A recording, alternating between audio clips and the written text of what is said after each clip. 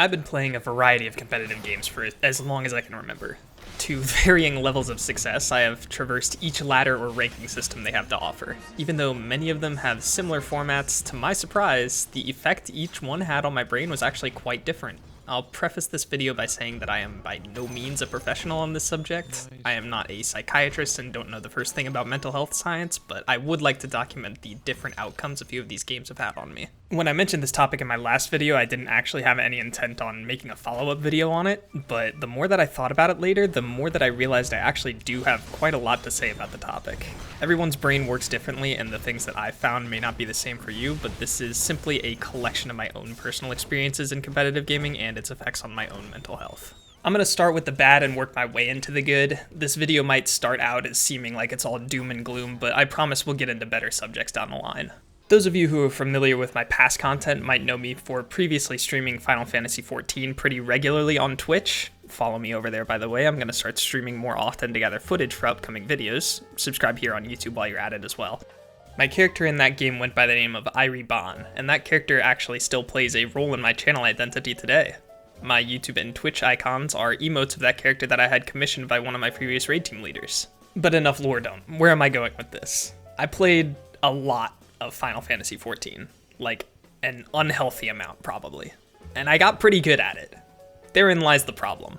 I had always considered myself a fairly skilled gamer, being able to learn new games pretty fast and take on high-level challenges in the ones that I invested time into, but this was the first game that I ever took to the top. I hit rank 1 a few different times, and the times where I wasn't at the peak I spent competing trying to get back up there. If you watched my last video and remember that bashing your head against the wall analogy, imagine that but without any room for skillful improvement. Competing for ranks in Final Fantasy XIV is just killing the same bosses over and over again until the game decides that it's your lucky run and gives you some critical hits on your big damage moves. This is referred to in the MMO community as parsing. What determines your rank for your parse is how much damage you do in comparison to every other recorded player who has ever cleared the same fight. There's a lot that goes into a good ranking parse, such as the time that the boss is defeated in, the order in which you use all of your character's abilities, and your team's class composition. Once all that is optimized to perfection, you can begin repeating the fight and rolling for those big hits. But note that when you do get lucky, you're not guaranteed to increase your rank, because you still have 7 other people that you need to work with for 6 to 20 minutes to actually beat the boss. One person messing up is grounds to erase that lucky run and put you back at the slots for critical hit rolls on a new run. When I first entered the parsing scene, I remember spending hours a day shooting for a high-ranking run on the Shiva boss in the Eden's Verse raid tier. I spent so much time and went through so many resets that I legitimately started to feel physically ill for a few days. I was in college at the time and my workload was fairly small that semester, so I didn't have many real-life obligations, and I had thought that since going for ranks wasn't affecting my responsibilities, that I'd dedicate as much time as it took to making that rank number go up. Getting that good at something sort of made me tie that number to my self-worth. If I didn't hit my goals, it'd really affect my mood for the whole day. I put a lot of pressure on myself to perform, even if only for myself. I wasn't gaining anything out of this other than internet points and a slight sense of satisfaction, which was vastly outweighed by the suffering that I spent the majority of the time playing the game. This wasn't like gambling. The incentive didn't have potential to make me millions of dollars, and while the drawbacks weren't quite as ruinous as losing my life savings, I still felt the toll of what seemed to be my first proper addiction. This goes to show you can really develop an addiction out of anything that gives even the slightest hit of dopamine. After years of parsing, when I did get those super lucky rank 1 runs, my reactions dulled. I wasn't proud or excited, it just felt like I had finally finished a chore that needed to be done. Okay, that should be a 100. That should definitely be a 100. When I had a good run going and there was a mistake by another party member, I'd almost start building a resentment towards that player for delaying the completion of my chores. As I alluded to in my last video, online anonymity and a lack of social connection can make a person see some players as resources or a means to an end, and this is something that I ended up experiencing. I wasn't directly competing with my party members. In fact, it was actually vital that they succeeded so that I could succeed as well, but that didn't stop me from tilting whenever they made what seemed to me like an elementary mistake.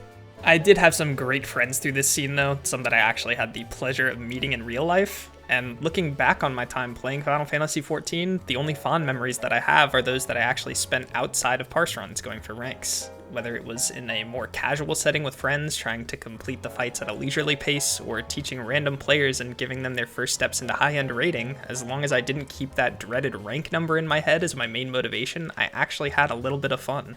The problem was that no matter how hard I tried to stop thinking about the ranks, I'd still let the negativity of a bad run seep in. If I messed up my ability rotation, I'd beat myself up for it even if no one in the group cared, or if it was just a run to try to teach a new player. No matter what I did, I couldn't get the drive to increase my rank away. I kept clinging to the identity of being good at the game. I'd spent so much time and had expectations set upon me, I couldn't just leave it behind. Of course, sunk cost fallacy at its finest right there, but the competitive habits just stuck with me, and I found no solution other than to quit the game entirely. Do I look back on it and regret not staying or consider resubscribing to the game to try to reclaim my former glory? Absolutely, but I think I'm happier out of that mind space. I've since moved on to other games, some competitive and some not. I often think that I'll never be as good at anything as I was with Final Fantasy XIV, but I know I'm better off this way. To satiate that need for seeing numbers go up, I switched to an entirely different MMORPG, old school RuneScape. I started playing RuneScape when I was very young, and I have been on and off it ever since, but I didn't actually start understanding what I was doing in the game until after I quit Final Fantasy XIV in college. I have since maxed my account, completed some of the hardest challenges in the game, and started a group Iron Man account where I do it all again from scratch without trading other players. RuneScape's sense of progression is much more self-driven.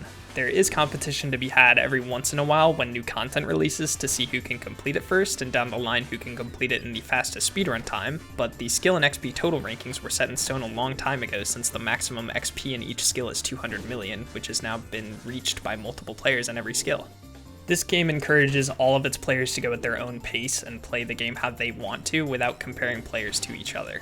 I've found this to be a much more healthy method of driving for improvement for myself. I don't feel pushed to perform, and it never weighs down on my mind if I can't beat something. It just encourages me to want to improve so that I can overcome the challenge. I've got nothing to prove in this game, no expectations to uphold or ranks to chase. While I'm sure this isn't true for players who are in that top echelon of skill in RuneScape like I was in Final Fantasy XIV, it's true for me, and I enjoy the game much more because of it. It's like when people say to never do what you enjoy for a living because you'll come to hate it. I see RuneScape as a hobby rather than a chore, and I find it much more fun. The forms of competition I do compete in RuneScape are events held by my clan that are often just team-based social events for a small amount of in-game money as a reward. These are great for building bonds with other players and doing content that you normally wouldn't do just for the sake of getting progress in the event. I never feel pressured to perform in these, and while sometimes they can be a little frustrating if you have bad luck getting drops or teammates that slack a little, in the end they're just temporary events and they don't hold any impact in the long run. The enjoyment over improvement mindset is something that I tried to bring into something that is a purely competitive game simply as an experiment. If you've been in the Dota 2 community ever, you might have heard of the term PMA. This stands for Positive Mental Attitude. While it was popularized by the content creator BSJ, who tried to use it as a tip given to people who were genuinely trying to climb up the ranked ladder, it became a bit of a meme, seeing as Dota 2 can be one of the most mentally taxing games ever made. Unlike League of Legends, Dota 2 does not have a surrender function. You are stuck with 9 other people in a match from start to completion. This is why it is so important to keep that positive mental attitude, since matches can sometimes last as long as 90 minutes. As much as some may hate to admit it, Dota 2 games are always winnable. Comebacks are possible, and in many cases even probable depending on the nature of each hero's toolkit. Some heroes are more suited for late game power spikes, and you just need your team to be patient enough to help you reach that point in the game. This is why I'm actually glad there's no surrender option in Dota. There have been so many cases in which I've seen unwinnable games pulled from the depths of despair into the comeback of the century. If they'd have been ended early by my teammates surrendering, I'd have just lost the chance at a comeback against my own will. After that, I'd have probably queued into another game already tilted, since there was nothing I could do to stop my team from giving up, who had likely already forfeited a losing game before they queued into mine, creating a never-ending tilt cycle. There's a concept similar to that of doom scrolling that I call doom queuing, and I found that it was especially prevalent in League of Legends due to the surrender option. Allow me to walk you through an all-too-common scenario. You've just gotten off work, you had dinner with your family, and now you have a couple hours of free time before you need to go to bed and prepare for the next day. You open League and queue up for a ranked match. You've been auto-filled to a role you don't play. This already puts you in a bad mood. In the game, your teammate comes to help you, but your enemy laner turns and kills him. This gives the enemy laner a huge gold advantage, and they snowball out of control and start roaming to kill your other teammates, who are now question mark pinging you repeatedly because your lane opponent is killing them and you're not seemingly doing anything. You wait until the 15-minute mark, and your team surrenders instantly. Thinking that this was just a bad coin flip and your team will be better in the next game, you re-queue and repeat the process. I really do feel like a majority of the games in League end by surrender vote. Trying to hold a positive mental attitude doesn't do anything if you get outvoted and your team gives up before you can even pose a potential comeback. This may inherently be a flaw in League of Legends game design, as snowballing there is a far bigger problem than it is in Dota, but the problem I think lies mostly in the length of the matches actually. After a 15-minute match, you've got plenty of time to queue into another one and take your gamble at a better outcome. You'll keep pressing that Q button until you realize the games have added up, you've D-ranked twice, and you haven't improved or learned a thing the whole night. With Dota, the philosophy that I've adopted is the practice of a best of 3 works best for mental stability, with some minor exceptions. Basically, you queue for games until a best of 3 similar to that of a fighting game tournament bracket is satisfied. If you lose twice in a row, you're done for the day. If you lose once, win once, then lose again, stop there too. If you win, lose, then win, I'd still say to call it on a positive note there. The only exception that I make is for 2 wins in a row. The mantra of can't end on a loss I find is actually incredibly flawed. After a loss, you're far more likely to be in a bad mood, which will just hinder your performance, increasing your odds to lose again. That puts you back in the doom queuing cycle. I have instead opted to believe in the phrase can't end on a win. I know, this sounds super counterintuitive, like you'll be logging off on a bad note, but on the contrary, you'll either have gotten in a lot of wins this way or not gone through too many losses. With Dota, the games are so long that you normally only have enough time to get in a set of 3 anyway, and I only ever make exceptions for those big win streaks. If you're on a win streak and are playing well, you want to ride out that high until it expires. That's where your ranked points will be coming from, those days where you're on top of your game. Your mood will stay good since you'll be winning, and that in turn helps your performance. I'm not super good at either Dota or League, but keeping that positive outlook and practicing the best of 3 method has kept me sane in my ranked grind for both. I am actually able to enjoy the game and still improve my rank, rather than hate the game and play out of addiction and likely tank my rank. Another thing that competitive games tend to lack is the visible, tangible proof that you are actually improving. You can watch your numbers go up, which state that you are now better than you were, but that won't tell you why you got that status. I find in traditional competitive games that my thought process during a match stays relatively the same even after a large rank improvement.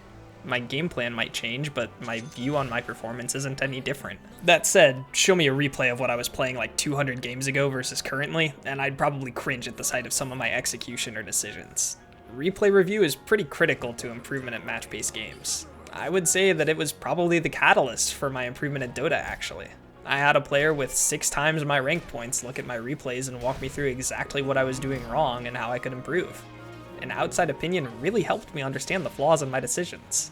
I think taking the opinions of others and being able to step back and look at the big picture is very important. The ego is a powerful thing. It's easy to blame your teammates because you think you played your best in any situation, but what I was told by my coach is that even in the worst of situations, if you play your actions optimally, you can make the best of it and turn the tides. That's how highly skilled support players are able to climb ranks so quickly. Even though in the mind of a carry player, the support is only there to help them succeed, that support role is still a vital part in the game and can make all the difference when played correctly. It's always easiest to push the blame onto someone else. It helps you feel better about yourself, but that's not what cultivates improvement. Upon failure, the first thought I have now is, how could I have played that differently, and not, that piece of son of a bitch didn't use their heal on me and I would have lived if they did. Replay review is not fun. It's boring. Painfully boring to sit through a match, especially a long Dota match, and not have any input on the events unfolding before you. It can be especially taxing to know a play that didn't go well is coming up and watching it happen again too, but in order to prevent something like that from happening again, different approaches need to be hypothesized and tested. Once I think I understand what I did wrong, I'll commit a different approach to memory and try that the next time the situation arises. I've taken this outlook with me as I learn dance games, now that I'm able to play them on a pad setup rather than on my keyboard like I've always done in the past. Dance Dance Revolution taught me that there are varying ways to improve even in rhythm games, which as a genre are very linear as opposed to MMOs or MOBAs. I went for my first perfect full combo a few weeks ago and was surprised at how difficult it was to keep high accuracy going since I usually play without regard for it at all. I struggle with the footing of some weird patterns that require crossovers or foot switches sometimes, but examining the notes that are charted to the song and walking through it in my head leads me to better understand what my approach should be. Improving at rhythm games for me is the epitome of trial and error. I remember the feelings of beating my first song of every level, and I still get those highs whenever I clear a new song that is harder than the previously hardest one I could beat. Basically, what I've gathered is that for me, improvement is what gives me the most joy out of competitive games. If I can visibly tell that I'm playing better than I was previously, I'll be a lot happier than I was just watching my rank increase and not really understanding why. I'm realizing now that I didn't get to touch on fighting games at all, but note that a lot of these concepts apply to them just as much as they do other competitive genres. The one exception I will add for fighting games is that I beg you to please try to play them in person. Adding on that social aspect to it really eases the mental load, especially since matches in fighting games go so quickly that they're especially susceptible to the problem of doom queuing. I talk more about the beauty of local multiplayer in my last video, go watch that one if you haven't yet. I hope you guys enjoyed another one of these little rambles. Really, I just wanted to put out there that competitive games can be dangerous when not played carefully. There are a lot of potential holes to fall into when it comes to perception of your own performance, avoiding addiction, and general unhealthy thought processes to have while playing these games. If you do ever find yourself suffering while playing a game, take a bit of a break and step back to think why you might not be having a good time. The game will still be there when you're ready. Again, I'm not a psychiatrist. These are just a few things that I noticed through my own experience. Hopefully this was at least a little bit of help to someone out there, if not just a somewhat entertaining rant. Thanks for watching, happy holidays, and I'll see y'all in the next one.